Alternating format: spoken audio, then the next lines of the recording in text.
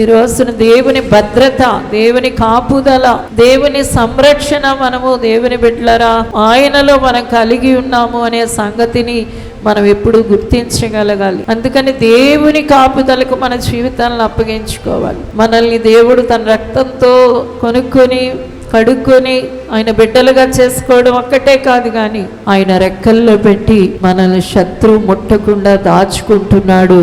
దేవుడు రెక్కలలో నీవు ఆశ్రయం పొందుతున్నావు కాబట్టి నేను సాతాను నీ జీవితకాలం అంతయు కూడా శత్రువు నిన్నేం చేయలేడు, నీకు హాని చేయలేడు. మనకి అర్థమయ్యే రీతిలో దేవుడు మనతో మాట్లాడడానికి చెప్తున్నాడు. ఆయన తన రెక్కలతో మనల్ని కప్పుతున్నాడు. ఆయన రెక్కల క్రింద మనకి ఆశ్రయం కలుగుతుంది. అంటే శత్రువుకి మనము అందకుండా అంటకుండా, వాడు మనల్ని చూడకుండా పూర్తి కాపుదల దేవునిలో మనకి దొరుకుతుంది.